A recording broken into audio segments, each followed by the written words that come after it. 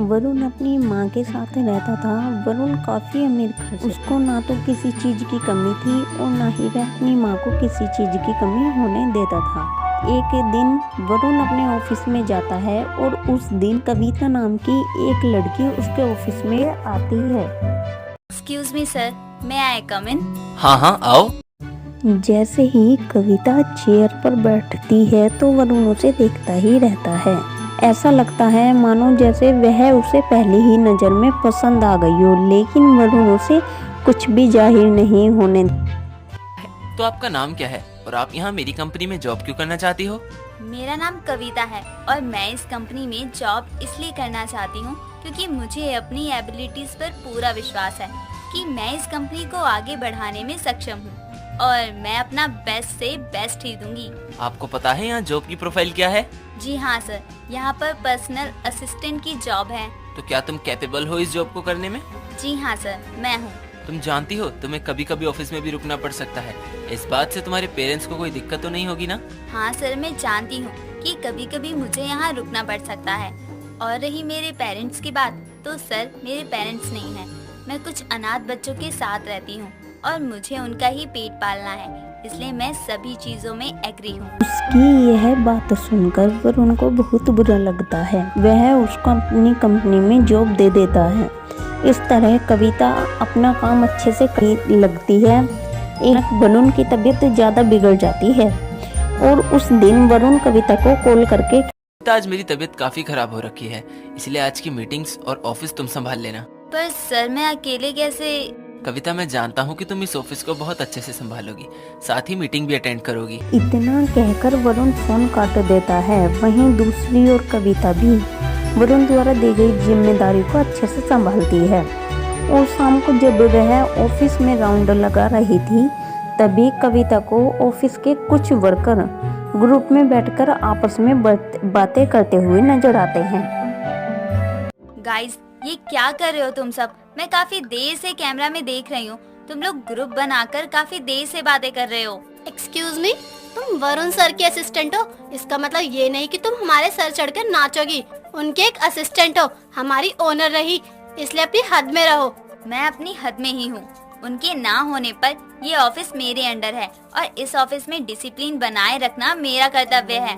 और उन्होंने साफ साफ कहा है कि जब तक वो ठीक नहीं होंगे तब तक तुम सब मेरी ही सुनोगे। ऑफिस से वर्कर कविता को कोई जवाब नहीं देते और कविता भी वहां से चली जाती है।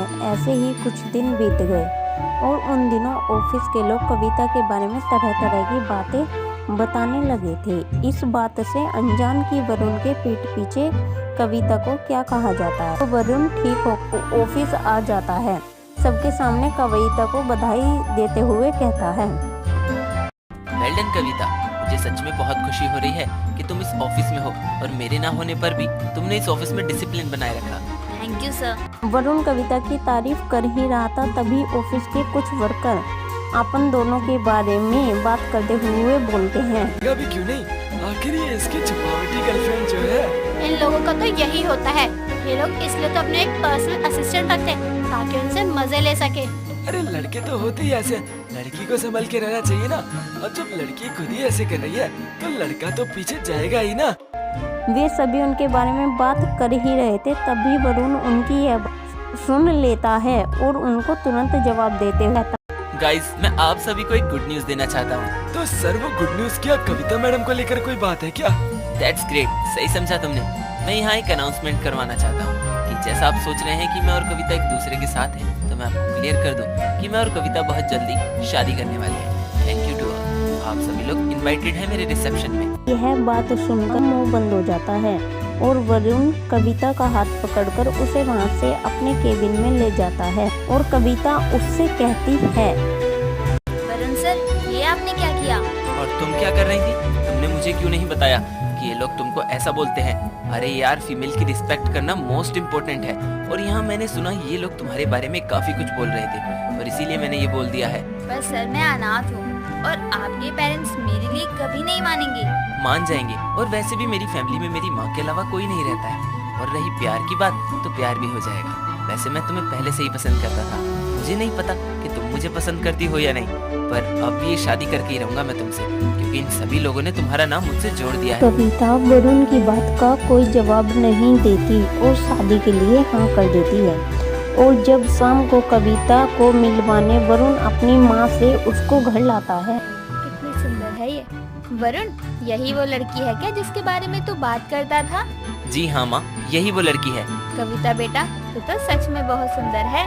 आप मुझे कैसे जानती हैं? अरे जानूंगी नहीं क्या, मेरे बेटे के दिमाग में बस तुम ही छाई रहती हो। तुम्हारे बारे में भला मुझे कैसे पता नहीं चलेगा? आंटी जी मुझे लेकर कितनी खुश हैं।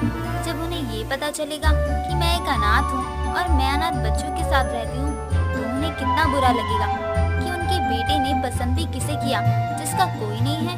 कविता बेटा, क्या हुआ, क्या सोच रही हो? खैर इन सबको छोड़ो, ये बताओ कि कहाँ रहती हो तुम?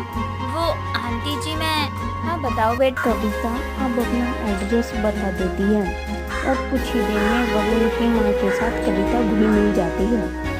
तभी कविता को अचानक मैं इनसे बहुत ज्यादा घुल मिल रही हूँ। इनको मेरी सच्चाई बाद में पता चले, इससे पहले मैं ही इनको अपना सच बता देती हूँ। आंटी जी मैं आपसे कुछ कहना चाहती हूँ। हाँ हाँ बताओ ना, क्या बताना है तुम्हें? आंटी जी मैं अनाथ हूँ, मेरा कोई अपना नहीं है। मेरे माँ बाप मुझे कब छोड़कर चले गए मुझे नहीं पता। मैंने जब से होश संभाला है तब से मुझे बस यही सुनने को मिला है कि मुझे किसी औरत ने पाला है और उस औरत ने ही मुझे पढ़ाया भी है। हाँ मैं सब जानती हूँ बेटा कि तुम अनाथ हो। क्या आप जानती हैं?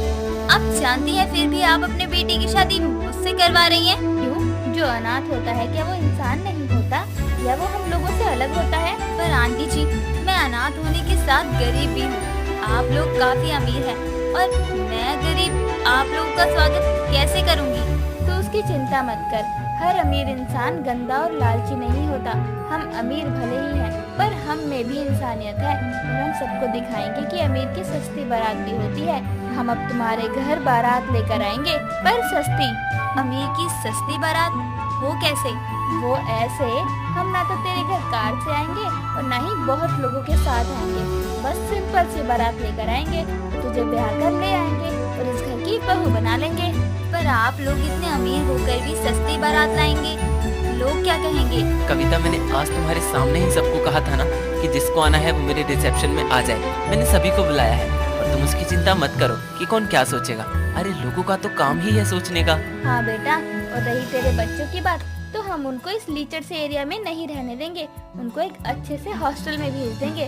तब तो तुझे उनकी चिंता नहीं होगी ना। कविता बहुत खुश होती है और वह अपने मन ही मन सोचती मैं कितनी खुश नसीब हूँ जो मुझे ऐसा परिवार मिल गया। और कविता शादी के लिए मान जाती है। कुछ दिनों में वरुण अपने घोड़े पर सवार होकर कविता के घर जाता है और उसको अपने घर की बहू बनाकर अपने घर ले आता है।